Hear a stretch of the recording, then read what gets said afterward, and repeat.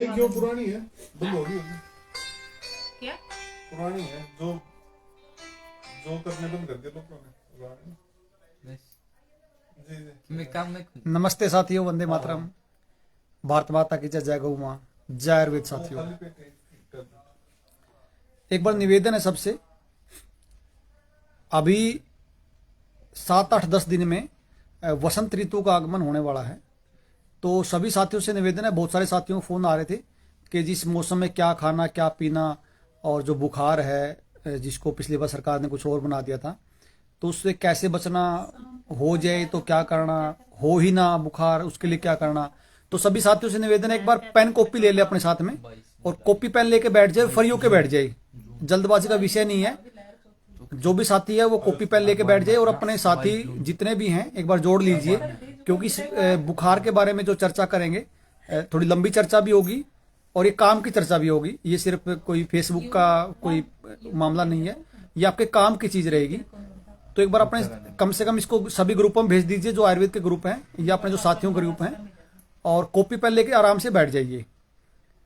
मैं चर्चा इसमें करूंगा, लेकिन चर्चा में मेरे साथ एक हमारे मुख्य वैद्य जी भी रहेंगे, लेकिन मैं माफी चाहूंगा, मैं आपको दिखा नहीं पाऊंगा, ना उनकी आवाज सुना पाऊंगा।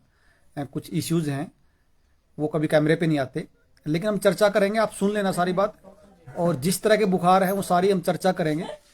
और किसी को कोई इसमें डाउट हो तो नीचे कमेंट बॉक्स में लिख भी सकता है। तो साथियों, शुरू करते हैं एक बार। सबसे पहले आज वैद्य जी से मेरी जो चर्चा हो रही थी, और एक बड़ी गजब बात निकल के आई, और बात ये निकल के आई कि जी होलिका दहन जो होता है, होलिका दहन वो असल में होता क्या है। तो ऐसी हमारी चर्चा चली हुई थी, तो वैद्य जी ने कहा कि होलिका दहन। मैंने कहा हाँ जी। उसने कहा जी जैसे अभी क्या है, होलिका दहन पे चने होते हैं, चनों को, कच्चे चनों को, थोड़ा सा कच्चे और पक्के चनों को भून के खाया जाता है, और जो चने का जो ऊपर का जो हिस्सा होता है उसको होलिका बोलते हैं, चने के ऊपर के हिस्से को। और अंदर जो भी नया अनाज होता है उसको पहलाद बोलते हैं। पहलाद मतलब पहला अनाज अंदर से। तो हमारे यहाँ पे जहां भी खासकर चने होते हैं, आपने देखा होगा चनों के होड़ बनाए जाते हैं। आपने जब छोटे हो गए तब खाए भी होंगे। तो वो होड़ बनाने की जो पूरा जो रिवाज था वो इन्हीं दिनों में था। क्या? होड़े बनाने का जो रिवाज था इन दिनों में था। और होड़े के अंदर जो अनाज होता है उसको पहलाद बोलते हैं। इस तरह से इस होली का पहलाद का जो एक कंसेप्ट था, वो होला जल जाता, मतलब जो चने के ऊपर का होला जल जाता था और अंदर का जो पहलाद था वो बच जाता था। तो एक कंसेप्ट ये भी है, अपनी अपनी मान्यताएं हैं साथियों। अभी मान के चलो कि 10 दिन में साथ में जो भूनने का नियम था, साथ में एक वैद्य जी बता रहे हैं जो भूनने का नियम था, जो भूनने का। तो ये बता रहे 2 साल के बच्चे को बुखार का इलाज बताएं। एक बार पहले पूरा सुन लीजिए, पूरा कंसेप्ट सुन लीजिए, उसके बाद जो आपकी सारे सवालों को ले लेंगे। पूरी बातें पर सुन लीजिए इस बुखार के बारे में, इस मौसम के बारे में।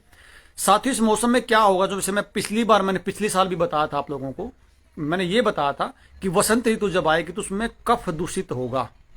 जिस तरह से पहाड़ पे बर्फ पिघलेगी, आपका कफ भी पिघलेगा और दूषित कफ निकलेगा और नया कफ आएगा। ये ना वैद्य जी।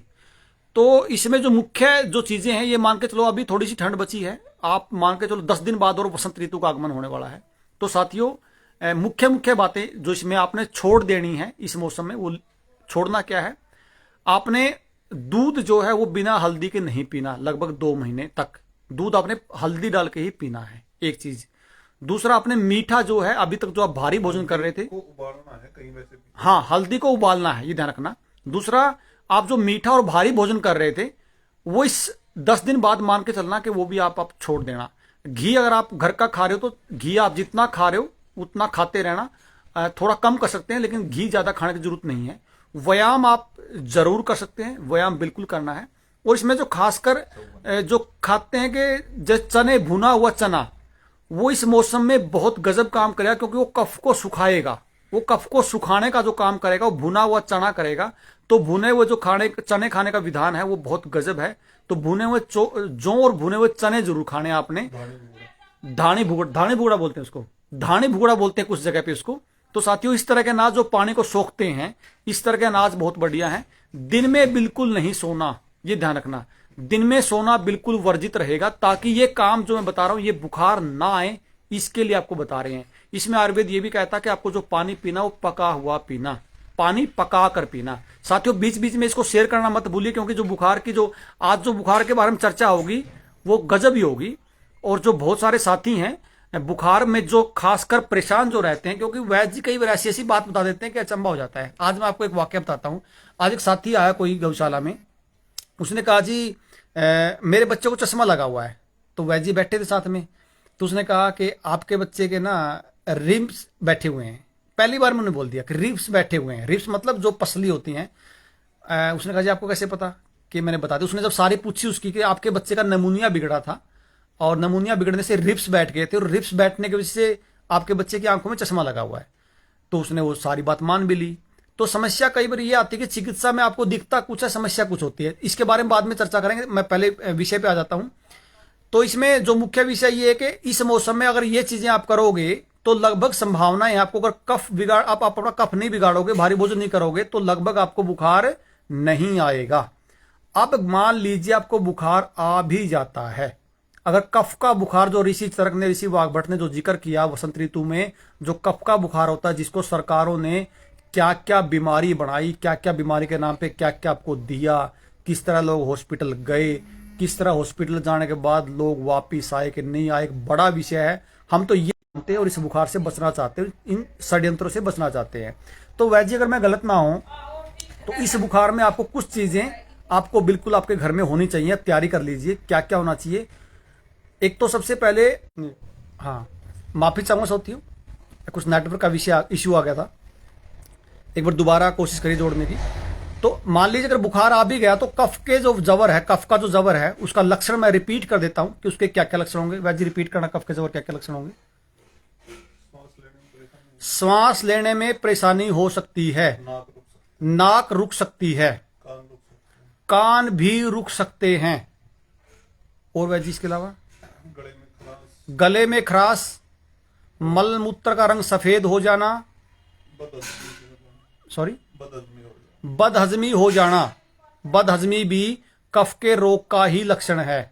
इसके अलावा तेज बुखार भी हो सकता है। दिन के पहले पहर में बुखार होगा, रात्रि के पहले पहर में बुखार होगा, सर दर्द हो सकता है, भूख लगना बंद हो जाएगी। एक बार सबसे निवेदन है, बीच में इश्यू नेटवर्क का हो गया था, आप थोड़ा सा इसको एक बार कुछ ग्रुपों में सेंड कर दीजिए। ये लक्षण जो है, इसके अलावा भी महर्षि चरक ने 32 लक्षण बताए हैं कफ के जबर के। आज नहीं बताए, हजारों साल पहले बता के गए हैं। इसके अलावा क्या हो सकता है? आपको भूख लगना बंद हो जाएगी, बदन टूटेगा, बहुत बुरी तरह बदन टूट सकता है, तेज जबर हो सकता है। वह इसके अलावा अगर ये लक्षण मान के चलो, इसमें खासकर लक्षण जो है कान बंद होने का, ये कफ का जबर का लक्षण है। अगर ये आपको लक्षण है तो आप पहले दिन से ही आपने बुखार नहीं उतारना, कोई भी टैबलेट लेके। बुखार का पहला नियम यह है कि आपने बुखार को नहीं उतारना। बुखार का दूसरा नियम यह है कि आपने सिर्फ पका हुआ पानी पीना। बुखार का तीसरा नियम यह है कि आपने उपवास करना है। कोई भी बुखार आए सिर्फ आपने उपवास करना है, कम से कम 24 घंटे आपने पहले 24 घंटे उपवास करना है, और दवाई भी कोशिश करना 24 घंटे बाद लेना शुरू करो। तो अभी आपको जो घर पे दवाई लेके रखनी है वो ध्यान करना। अमृता रिष्ट, संजीवनी वटी, त्रिकुटा, शीतोपलादी, महासुदर्शन वटी भी ले सकते हो आप साथ में, काढ़ा या सॉरी महासुदर्शन चूर्ण या वटी, जवर अंकुश, जवर अंकुश, सॉरी, और तुलसी वगैरह आपकी ड्रॉप जो है वो साथ में आपकी होनी चाहिए। कोई व्यक्ति गाय पालता है और पंचगव्य में विश्वास करता है, पंचगव्य थेरेपी में, और गोमूत्र पीने से कोई दिक्कत नहीं है, तो गोमूत्र का तुलसी अर्क बना ले सकता है, गोमूत्र भी आप ताजा ले सकते हो। ये सारी चीजें आपके पास होनी चाहिए।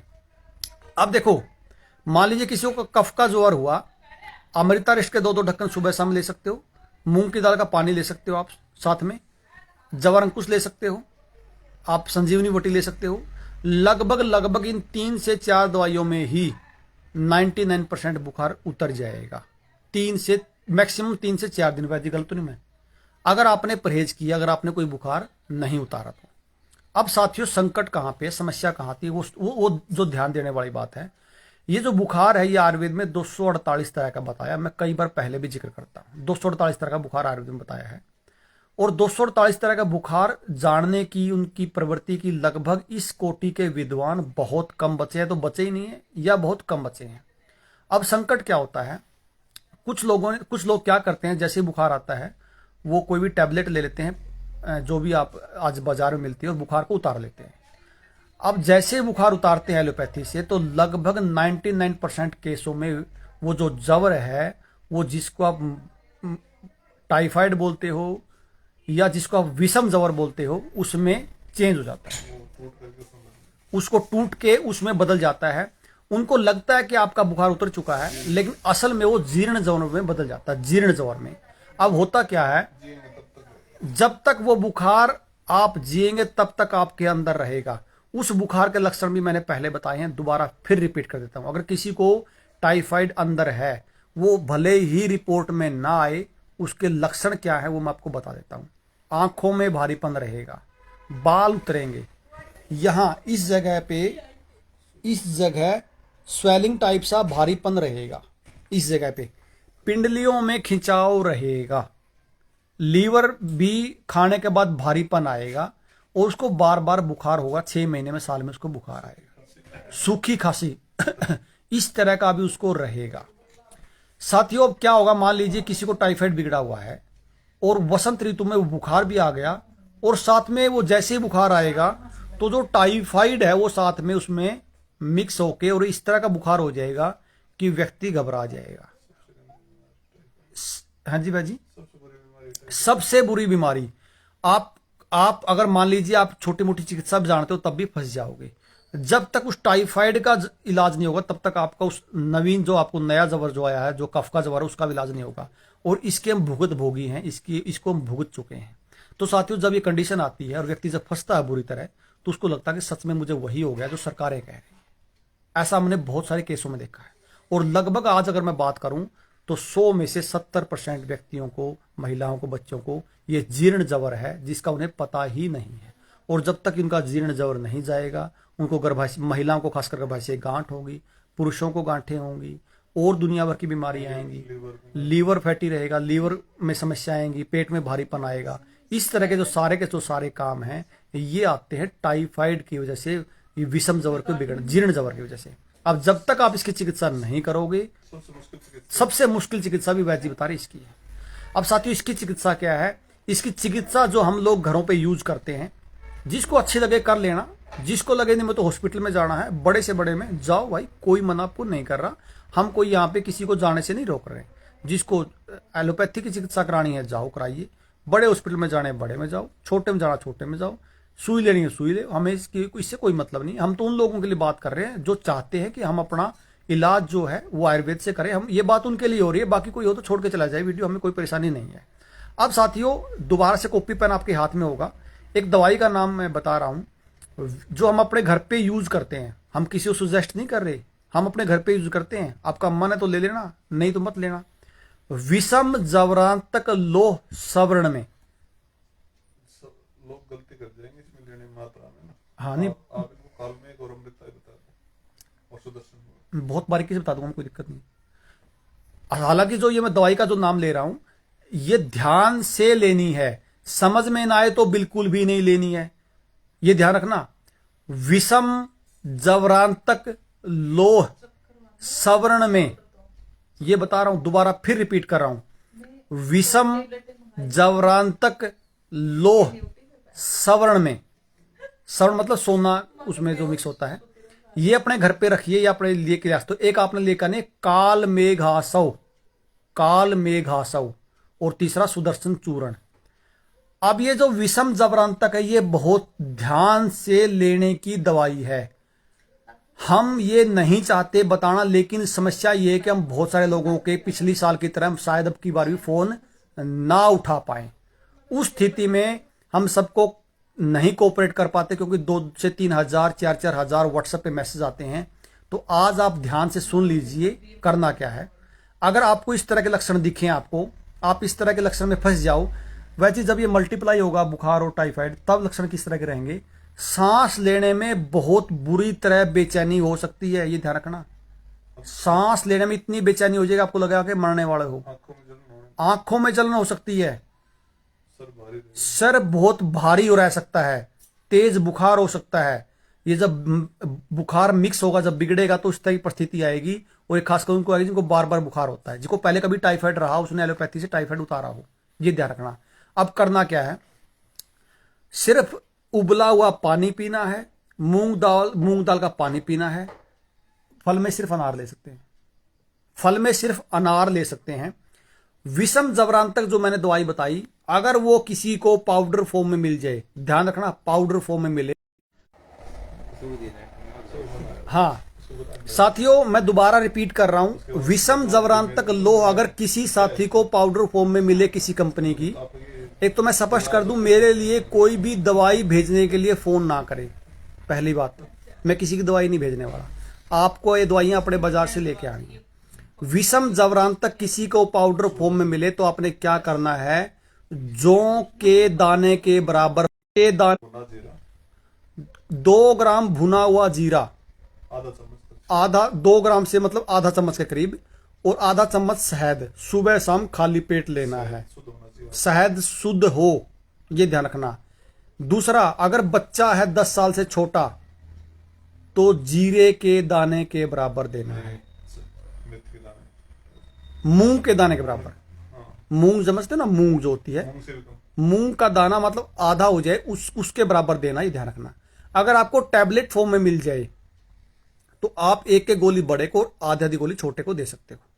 जो काल बेग आसव है उसके 2-2 ढक्कन खाने के बाद बड़े को, छोटे को 1 ढक्कन दे सकते हो। सुदर्शन चूर्ण जो है वो आधा चम्मच खाने के बाद बड़ों को, और उसमें से आधे में से आधा छोटों को दे सकते हो। ये साथ में वह जी मान लीजिए ये कफ जबर और साथ में ये टाइफाइड हो जाए, वह जी कफ जबर और साथ में ये हो जाए तो बुखार तेज हो तो जबर कुछ ले सकते हैं साथ में। अगर 103-4 डिग्री तक जाए हाँ, तो चंद्रकला रस। अगर बुखार 103 से ऊपर जाए, ध्यान रखना 103 से ऊपर, 102 तो घबराने की जरूरत नहीं है, 103 तक भी घबराने की जरूरत नहीं है। अगर 103 से ऊपर जाए तो आप चंद्रकला रस 1 गोली बता है, 2 गोली शहद में दे सकते हो। छोटे बच्चे को 1, बड़े को 2 गोली शहद में दे सकते हो। उससे क्या है, उसका बाथरूम बढ़ेगा और बुखार उतर जाएगा। रूटीन में नहीं देनी, वो बुखार उतारने के लिए दे सकते हो। ये जो 3 मैंने बाकी की दवाई बताई हैं, ये लगभग 3 से 4 दिन में आपको इस समस्या से बाहर निकाल देंगे। ये ही रास्ता है, आप दुनिया के किसी हॉस्पिटल में चले जाना, बड़े से बड़े हॉस्पिटल में, वापस नहीं आओगे। क्योंकि ये बुखारों की जो चिकित्सा है, गलती से बहुत सारे लोग क्या करते हैं, टाइफाइड में ग्लूकोज लगवा लेते हैं, जो सबसे बड़ा विनाश का कारण है और मौत का कारण है। बचपन में भी अगर किसी को नमूनिया में, बचपन में 10 साल में, 8 साल की उम्र में भी किसी को बचपन में नमूनिया में ग्लूकोज लगी है, वो सारी उम्र, कई बार ऐसा भी होता है कि एलर्जी होती है, एस्थमेटिक एलर्जी। बचपन में ग्लूकोज लगाया हुआ बुखार में, वो बाद में एस्थमेटिक एलर्जी का कारण बनता है। आज 80% जो लोग एस्थमेटिक एलर्जी के शिकार हैं, वो सारे टाइफाइड और नमूनिया बिगड़ने की वजह से एस्थमेटिक एलर्जी के शिकार हैं। और सरकारें कहती हैं, बड़े बड़े हॉस्पिटल कहते हैं कि आपका कोई इलाज नहीं हो सकता, उनका इलाज होता है, लेकिन वो इलाज पहले बुखार का होता है, बाद में इसका होता है। बाकी बीमारियों पर बाद में चर्चा करें। आज जो मेन बात है ये टाइफाइड, क्योंकि इस जैसे ही बुखार किसी को आएगा तो मान के चलना इनमें से 80% लोगों को टाइफाइड भी होगा, क्योंकि सबके पहले टाइफाइड बिगड़े हुए हैं। अगर कोई नाड़ी वैद हो तो अगर आज 100 में से 100 के चेक करे, नाड़ी चेक करे, तो 80 को टाइफाइड मिलता है। ये हमारी रोज की कहानी है। तो साथियों, जो पूरा जो प्रोपेगेंडा रचाया गया सरकारों के द्वारा, एलोपैथी माफियाओं के द्वारा, ड्रग्स माफिया के द्वारा, एक पूरा जो माहौल खड़ा किया गया, बुखार पे बहुत गहराई से जांच हुई, बुखार पे बहुत बारीकी से अध्ययन किया गया। सबको पता था कि वैद्यों ने बुखार की चिकित्सा करना छोड़ दी है, इसलिए इनको लपेटा जा सकता, तो बुखार के मामले में लपेटा जा सकता है। जैसे ही लोगों को टाइफाइड हुआ, बुखार हुए, लोगों को लगा कि मतलब सांस लेने में तकलीफ हुई, डर के मारे लोग हॉस्पिटलों में भागे, और क्या हुआ हमें बताने की जरूरत नहीं है। साथियों, आप सब साथियों के माध्यम से जनता सरकार मोर्चा जो आप सभी के साथ आपके साथ बनाया है, आपके लिए बनाया है, हम बार बार आपसे निवेदन करते हैं, हमें दोबारा उसी व्यवस्था में जाना पड़ेगा जहां से हमने वहां से वापसी की थी। अपने ऋषि परंपरा को मानना पड़ेगा, अपने गुरुकुल परंपरा में जाना पड़ेगा, अपना भोजन ठीक करना पड़ेगा, दिनचर्या ठीक करनी पड़ेगी, ऋतुचर्या समझनी पड़ेगी। जब तक आप चीजें नहीं समझोगे बहुत मुश्किल है आप इन राक्षसों से बच पाओगे। हाँ, अब इसमें 2-3 चीजें आई, जैसे अब होली पे क्या है, अब इतने त्योहार जो अपने थे, इतने साइंटिफिकली त्योहार थे और हमारा इतना बुरी तरह मजाक उड़ाया गया कि जैसे मैंने होलिका के बारे में वैद्य जी ने बताया कि होली का और मतलब प्रहलाद का क्या मतलब होता है, क्यों चने खाए जाते हैं ताकि कफ का मतलब कफ को सुखा जा सके, क्यों जौ को भून के खाया जाता था कि कफ सुखा जा सके। और इसी में जो है मतलब अगले दिन क्या होता, जैसे होली जलाई जाती थी तो वो जो कंडे होते थे वो गाय के गोबर के होते थे, और उस वो जो होली जलती थी उस कंडों से अगले दिन भस्म बन जाती थी, और वो भस्म से होली खेली जाती थी। पुराने समय में जो होता था वो उस भस्म से, उस राख जिसको बोलते हैं, उससे होली खेली जाती थी, वो पूरे शरीर पर लगाई भी जाती थी। उसका साइंटिफिक ये मामला था कि मतलब वो जो पूरा जो शरीर पे जो वो भस्म जो लगती थी तो उसमें ऑक्सीजन का लेवल बहुत ज्यादा होता है। अब तो आयुष विभाग ने भी एक रिपोर्ट हमने करवाई थी, हमने उसमें रिपोर्ट में ये देखा कि जो गाय के गोबर के कंडों की जो भस्म होती है उसमें जो ऑक्सीजन लेवल होता है 46.6% होता है। ये आयुष विभाग की लाइव की रिपोर्ट थी। तो जब वो शरीर पे लगती है, शरीर में ऑक्सीजन लेवल बढ़ता है, वैसे ऑक्सीजन लेवल बढ़ने से कफ का क्या मामला होता है? सर्दी के मौसम में गर्म कपड़े पहने तो ऑक्सीजन कम हो जाता है। हाँ, सर्दियों में जब हम गर्म कपड़े पहनते हैं, क्योंकि त्वचा भी सांस लेती है, तो त्वचा सांस लेती है तो शरीर में ऑक्सीजन की कमी होती है, क्योंकि हम गर्म कपड़े और ज्यादा कपड़े डालते हैं तो उस वजह से शरीर में ऑक्सीजन की कमी होती है। और वैद्य जी का जो ये भी कहना है कि इसमें इस मौसम में जो अभी जो मौसम चल रहा है इसमें सबसे ज्यादा एलर्जी, चमड़ी के रोग आएंगे। चमड़ी के रोग सबसे ज्यादा इसी मौसम में आएंगे, जिसको भी चमड़ी के रोग होंगे सबसे ज्यादा इस मौसम में बढ़ेंगे उसके लिए फिर वैद्य जी, जैसे वो आपने बताया कि भस्म को लगाना होता है, आप अगर होली में इस तरह यूज नहीं करें तो आप रोज रूटीन में यूज कर सकते हो। नीम की कोपल खाना, इस मौसम में जो नीम की छोटी कोपल होते हैं वो बहुत अद्भुत काम करती हैं इस मौसम में, खासकर एलर्जी वगैरह के लिए, कफ दूषित होने से बचाने के लिए। नए कोपल जो आते हैं नीम के, इस मौसम में खासकर वो खाए जाते हैं। और वैद्य इस मौसम में क्या खा सकते हैं, अच्छा क्या इस मौसम में? कटु स्वाद अच्छा है, मतलब कड़वे रस जो बता रहे हैं वैद्य जी कि कड़वे रस इसमें बहुत अच्छे हैं, जैसे नीम है, गिलोय है, चिरायता है, कसैले जो चीजें हैं, क्योंकि मीठा बंद होता है और मतलब कफ को सुखाना होता है तो कड़वी चीजें ज्यादा इसमें बताई वैद्य जी ने। और कड़वी चीजों में जैसे करेला भी इस मौसम में खाया जाता है क्या?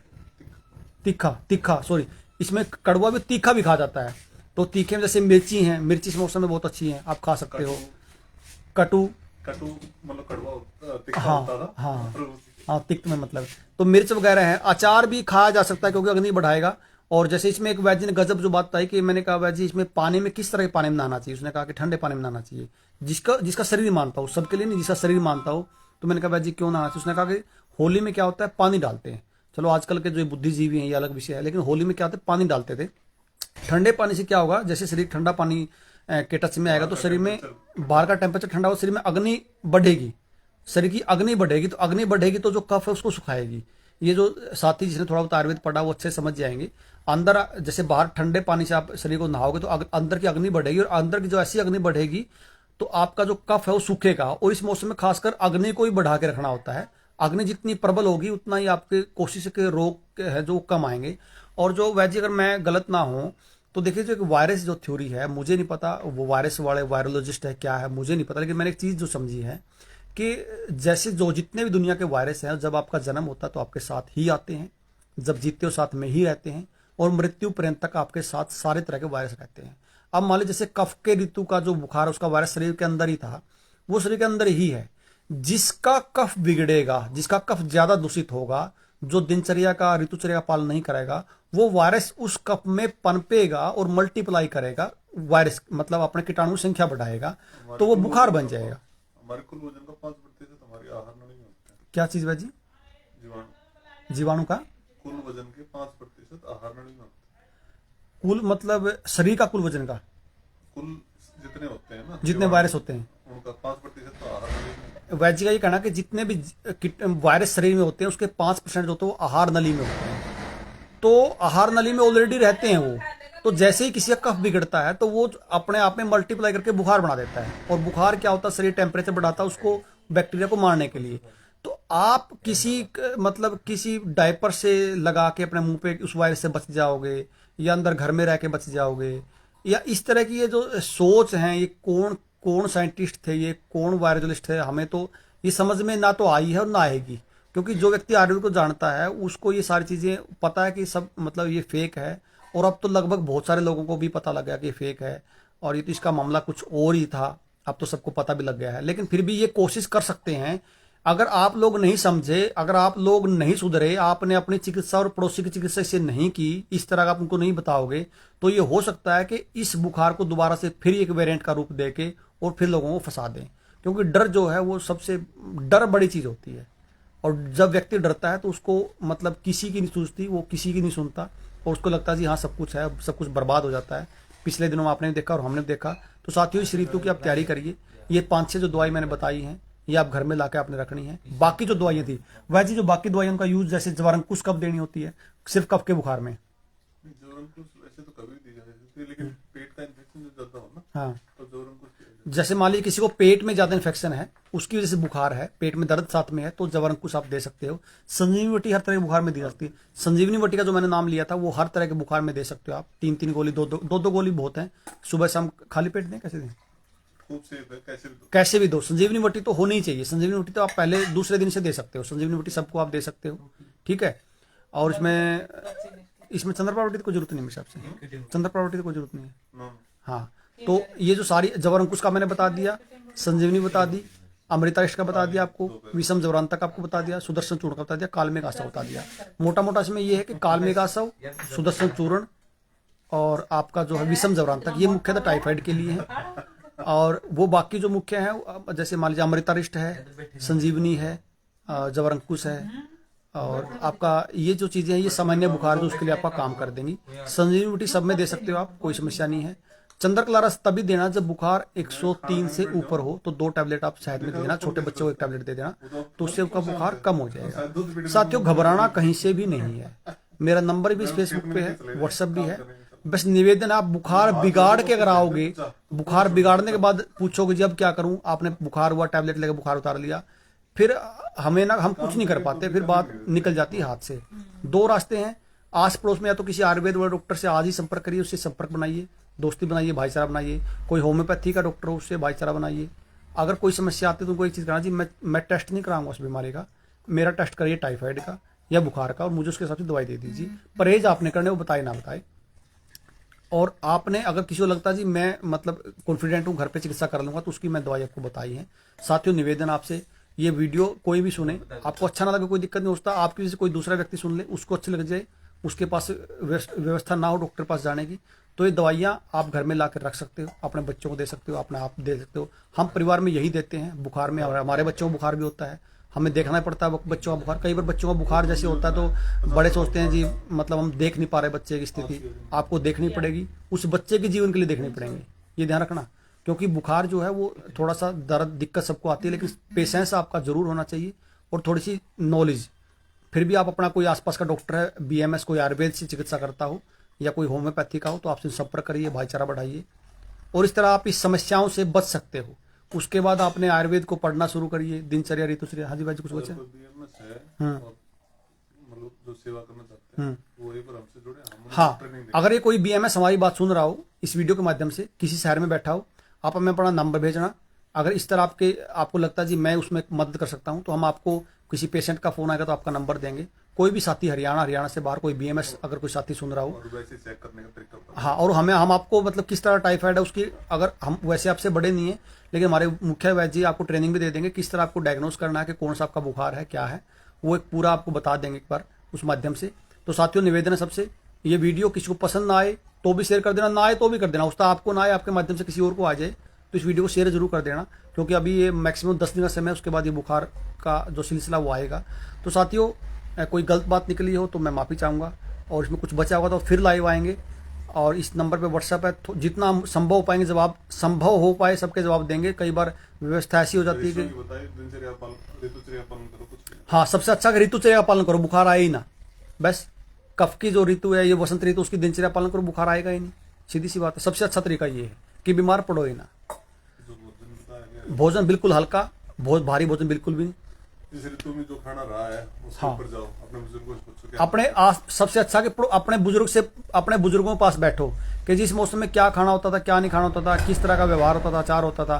तो आप जब बैठोगे उनसे तो बताएंगे जी हम इस मौसम में ये खाते थे, ये नहीं खाते थे, ये खाते थे, ये नहीं खाते थे। तेल बहुत अच्छा तेल खा सकते इस मौसम में, क्योंकि तेल भी थोड़ा पित्त बढ़ाएगा और कफ को सुखाएगा।